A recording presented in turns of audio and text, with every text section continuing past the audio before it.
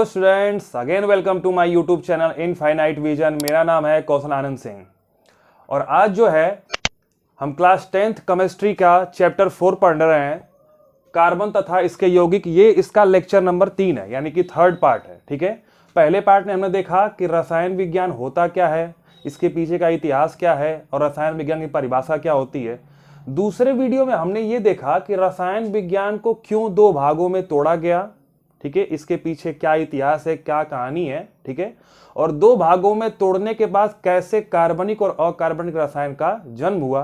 ठीक है, तो पिछले वीडियो के लास्ट में मैंने आप लोगों को कार्बनिक रसायन का पूरा इतिहास बताया था कि ये कैसे एक नया ब्रांच बना केमिस्ट्री का, रसायन विज्ञान की एक नई ब्रांच बनी कार्बनिक रसायन, और उसकी परिभाषा भी मैंने बताई।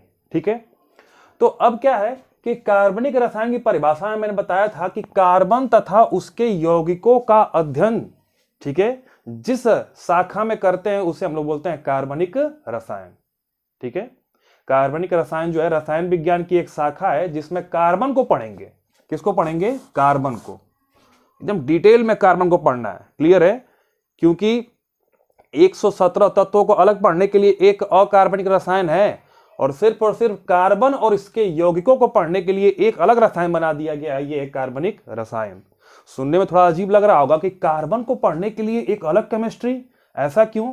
तो इसका कारण आपको धीरे धीरे पता चलेगा कि कार्बन कोई ऐसे आम तत्व नहीं है, बहुत ही विशेष है, इसके अंदर बहुत सी खासियतें हैं। ठीक है, ऐसे क्या क्या कारण है जिनके कारण हम कार्बन को बिल्कुल अलग पढ़ते हैं। ठीक है, अभी मैं बता सकता हूं, लेकिन आपको कार्बन के सभी गुण पता नहीं है। लेकिन जब आप पूरा वीडियो देख लेंगे ये वाला और आने वाले कुछ वीडियो देख लेंगे तो आपको धीरे धीरे पता चलेगा कि कार्बन बड़ा एक विशेष किस्म का तत्व है, इसीलिए इसको अलग रसायन बनाया गया, एक अलग रसायन विज्ञान बना के इसको पढ़ा जाता है। ठीक है, तो चलिए यहां पर आते हैं। तो कार्बनिक रसायन का मतलब है कि कार्बन का अध्ययन और इसके यौगिकों का अध्ययन, और हमारे चैप्टर का नाम भी यही है, कार्बन तथा इसके यौगिक, कार्बन एंड इट्स कंपाउंड। ठीक है, यही नाम है आपके चैप्टर 4 का, केमिस्ट्री का है।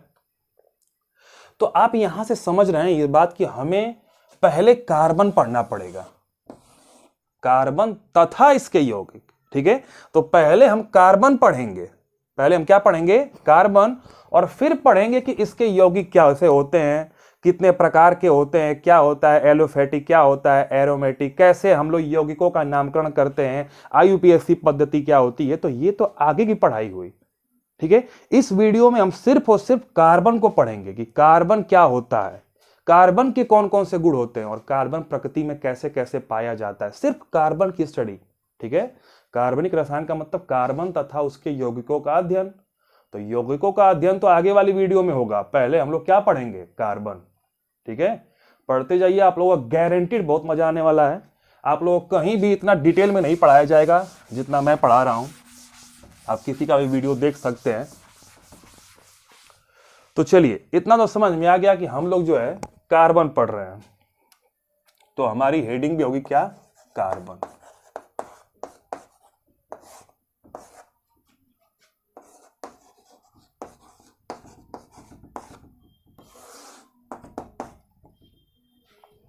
ठीक है, माइक थोड़ा प्रॉब्लम कर रहा है, उम्मीद करते हैं आवाज सही आ रही हो।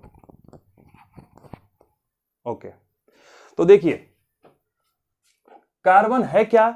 तो जैसे कि सभी तत्व हैं वैसे भी कार्बन भी एक क्या है? तत्व है। जैसे हाइड्रोजन एक तत्व है, हीलियम एक तत्व है, लिथियम एक तत्व है, कार्बन भी एक क्या है? तत्व है। लेकिन ये इसलिए एक महत्वपूर्ण तत्व है क्योंकि प्रकृति में उपस्थित सभी जीवित वस्तुओं में कार्बन पाया जाता है, इसलिए बड़ा इंपॉर्टेंट है। ठीक है, तो आप कार्बन की परिभाषा लिख सकते हैं कि कार्बन हमारी प्रकृति में पाए जाने वाला एक महत्वपूर्ण तत्व है जो हमारी प्रकृति की प्रत्येक जीवित वस्तु में उपस्थित होता है। ठीक है, और इसे हम लोग सी से प्रदर्शित करते हैं। किससे प्रदर्शित करते हैं? सी से। ठीक है, वास्तव में इसके नीचे यहां पर इसे अगर सही ढंग से प्रदर्शित करें तो ऐसे करेंगे 6C12। ठीक है, कार्बन का प्रतीक सी है, लेकिन अगर इसे संपूर्णतया प्रदर्शित करें तो ये होगा 6C12। इसका मतलब ये है कि परमाणु क्रमांक 6 होगा और द्रव्यमान संख्या क्या होगी? 12। ठीक है, तो ये इसका पूर्ण रूप से प्रदर्शित है, लेकिन इसे सी से प्रदर्शित करते हैं। हाँ, एक बात पूछी जाती है कभी कभी कि सर ये कार्बन शब्द कहां से आया है? तो कार्बन शब्द लैटिन भाषा से लिया गया है, कार्बो से। ठीक है, दरअसल चारकोल को जो है लैटिन भाषा में कार्बो कहते हैं, कार्बो। ठीक है, चारकोल क्या होता है आपको जो है अगले वीडियो में, जस्ट जो इसके बाद वीडियो है उसमें बताऊंगा मैं कि चारकोल क्या होता है, कितने प्रकार का होता है, जंतु चारकोल, सुगर चारकोल, ठीक है ना, वुडन चारकोल, सब पढ़ाऊंगा। ठीक है, तो इतना समझ लीजिए अभी कि चारकोल जो है कार्बन का एक रूप है, इसमें कार्बन पाया जाता है। तो चारकोल को जो है लैटिन भाषा में कार्बो बोलते हैं, क्लियर है, और कार्बो शब्द से क्या बना है, कार्बन। तो इतनी तो आपको जानकारी हो गई, क्लियर है कि कार्बन शब्द कार्बो से लिया गया है जो लैटिन भाषा का है, और कार्बो का अर्थ क्या होता है, चारकोल। ठीक है, इसको कहीं नोट कर लीजिए आप लोग। अब ये तो रहा कार्बन, कार्बन शब्द कहां से लिया गया है और कार्बन की परिभाषा क्या होगी। ठीक है, अब हम लोग पढ़ेंगे कि कार्बन के अंदर क्या क्या गुण पाए जाते हैं। ठीक है, कार्बन को पढ़ रहे हैं हम, क्या है ना, पहले कार्बन का अध्ययन करेंगे पूरा डिटेल में, फिर कार्बनिक यौगिकों का अध्ययन करेंगे। तो हम लोग पहले पढ़ेंगे कार्बन के अंदर क्या क्या गुण पाया जाता है। ठीक है, अच्छे से आप लोग नोट्स बनाते चलिए, कार्बन की परिभाषा लिख लिए, नोट में कार्बन शब्द कहां से आया ये लिख लीजिए। ठीक है, इसके बाद अगली हेडिंग आप लोग लगाइए, कार्बन के गुण, प्रॉपर्टीज ऑफ कार्बन। चलिए देखते हैं कार्बन के क्या क्या गुण होते हैं। ठीक है, तो एक एक करके पढ़ेंगे हम लोग, 8 से 10 गुण होंगे, एकदम जो है ध्यान से पढ़ेंगे हम लोग, एक एक बातों को समझते चलेंगे पॉइंट बाय पॉइंट। ठीक है, तो क्या क्या गुण होंगे उसके। तो पहला कार्बन का गुण ये है कि कार्बन जो है प्रकृति की, कार्बन जो है हमारे नेचर में सभी जीवित वस्तुओं में पाया जाता है। कार्बन प्रकृति के सभी जीवित वस्तुओं में, यानी लिविंग ऑर्गेनिज्म, जो भी चीज जिंदा है, चाहे वो छोटे छोटा वायरस हो, इंसान हो, जानवर हो, वनस्पतियां हो, ठीक है, सभी में कार्बन उपस्थित होगा। क्लियर है। इसके साथ ये भी पता रहना चाहिए आप लोगों को कि जीवित के साथ साथ ये मृत वस्तुओं में भी उपस्थित रहता है। कैसे, तो बात को समझिए, यदि हमारी बॉडी है या फिर किसी जानवर की बॉडी है या फिर कोई वनस्पति है, पेड़ पौधा है, वो जब जीवित है उसके अंदर कार्बन है, तो क्या मरने के बाद वो कार्बन गायब हो जाएगा? ऐसा तो होने वाला है नहीं, कार्बन तो रहेगा ही। और आप जानते हैं कोयला कैसे बनता है, आपको पता भी है कि बहुत साल पहले, लाखों करोड़ों साल पहले क्या हुआ था, तो भौगोलिक उथल पुथल हुआ था जिसमें जंतु वनस्पतियां सब दब गई थी, धीरे धीरे अब घटित होकर क्या बन गया, कोयला बन गया। यानी कि वनस्पतियों के अंदर का कार्बन ही क्या बनाया, कोयला। कोयले के अंदर होता क्या है, कार्बन। तो आप समझ सकते हैं कि जीवित वस्तुओं में और मृत वस्तुओं दोनों में कार्बन पाए जाते हैं। ठीक है, यदि कोई जीवित वस्तु जो है दब गई कहीं, तो इसको जब खोजा जाता है कई सालों बाद, तो बोलते हैं ना कि जीवाश्म पाया गया है, फॉसिल्स बोलते हैं कि डायनासोर का जीवाश्म पाया गया है, इस जीव का जीवाश्म पाया गया है। तो हम लोग उसको पता करते हैं कि ये कितना पुराना है, तो उसके लिए एक विधि अपनाते हैं जिसको बोलते हैं carbon dating. Carbon dating, carbon dating से हम पता करते हैं कि वो जीवाश्म जिस भी जीव का है, वो जीव कितने करोड़ साल पहले, ठीक है, इस पृथ्वी पर रहा करता था।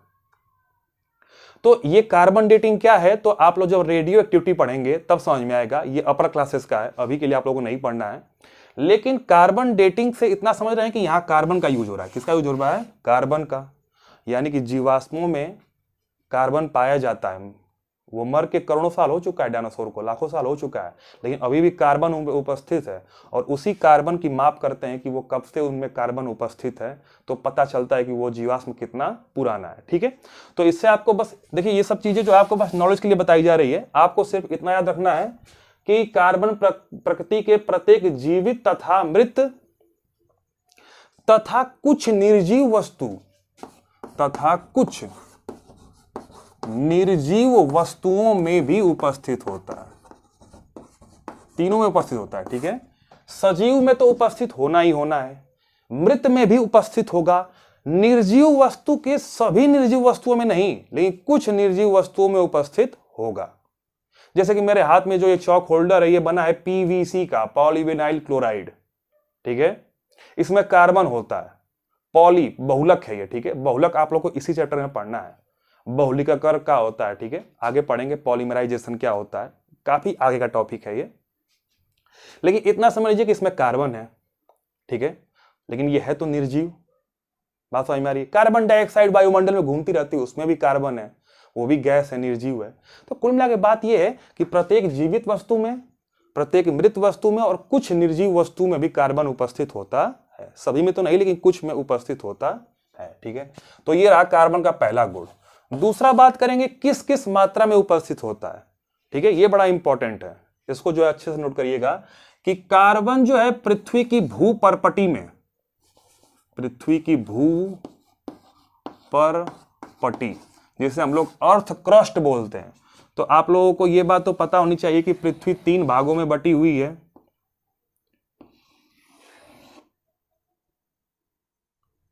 ठीक है। इसको मैं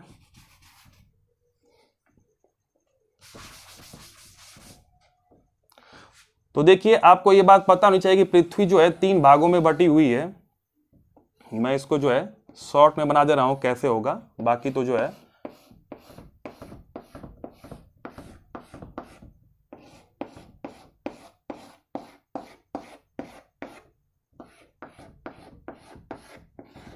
चलिए। तो ये हमारी प्यारी पृथ्वी है, ठीक है, काम चलाने के लिए बन गया है। तो देखिए पृथ्वी के सबसे ऊपरी भाग को हम लोग बोलते हैं क्रस्ट, भूपर्पटी, ठीक है। और ये बहुत पतला होता है, 100 से 150 किलोमीटर होता है। इसी के अंदर ये मिट्टी है जिस पे हम लोग खेती करते हैं, इसी के ऊपर पहाड़ है, इसी में नदियां हैं, इसी में समुद्र है, सब कुछ जो है भूपर्पटी पर ही है, ठीक है।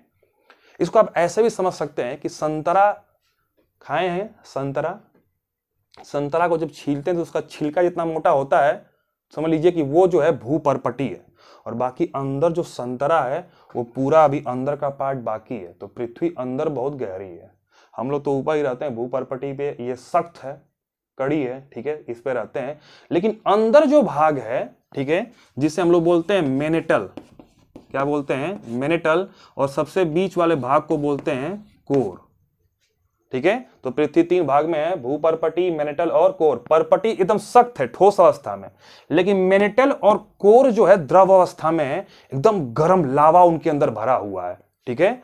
और जब कभी ज्वालामुखी फटता है तो भूपर्पटी फट जाती है और यहां से गर्म लावा बाहर चला आता है। तो आप लोगों ने देखा होगा कभी फिल्मों में, वीडियोस में, या सुना होगा ज्वालामुखी फूट गया, वॉल्केनो जो है, डिजास्टर वॉल्केनो जब फटता है तो गरम गरम लावा बाहर आता है, ठीक है।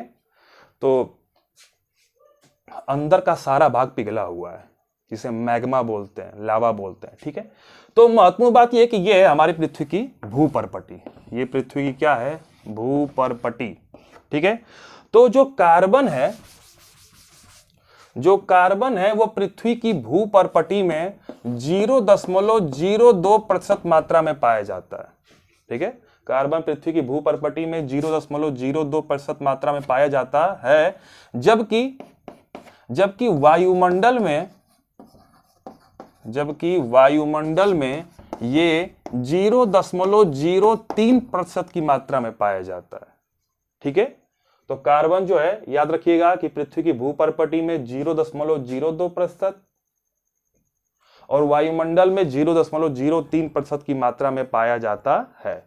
यहां पर एक क्वेश्चन और सकता है कि कार्बन प्रत्येक सजीव वस्तु में है, तो हमारे शरीर में कितना है, ठीक है। तो याद कर लीजिए कि हमारे शरीर में लगभग 18.5% है, 18 से 19% के बीच में होता है हमारे शरीर के अंदर कार्बन।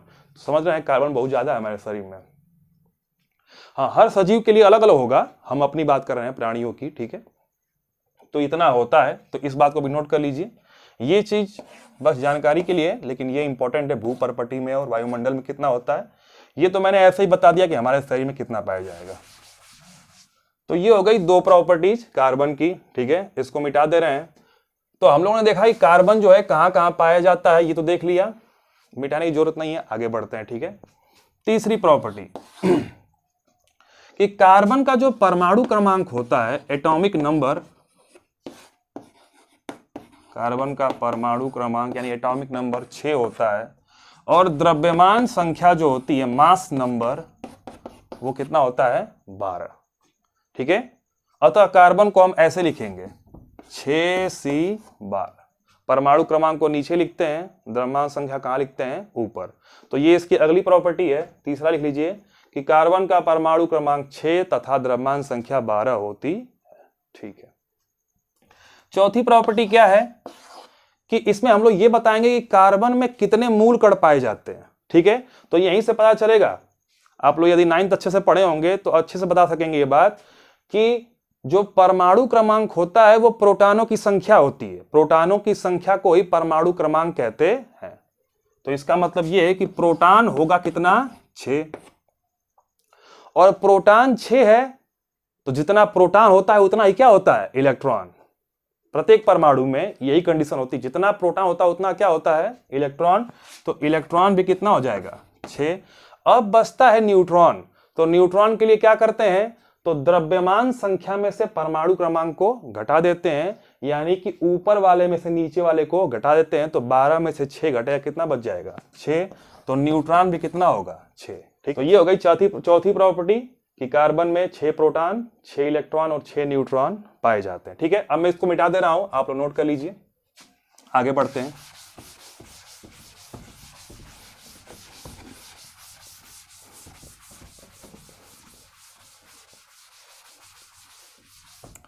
चलिए 4 प्रॉपर्टीज तो हो गई, 5वीं प्रॉपर्टी पे आते हैं।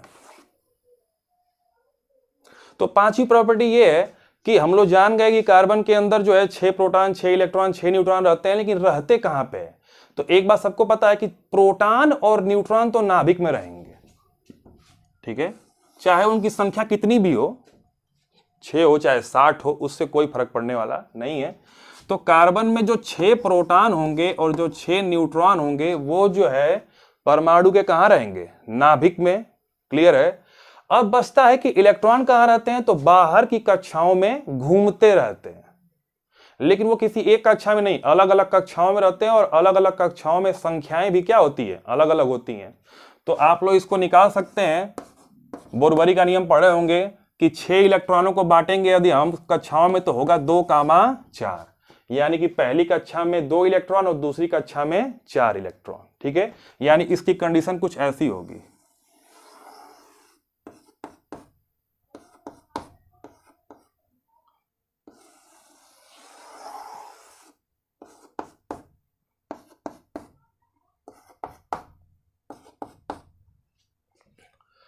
ये है कार्बन का एटम। देख लीजिए, आपको कार्बन का हम एटम दिखा दिए।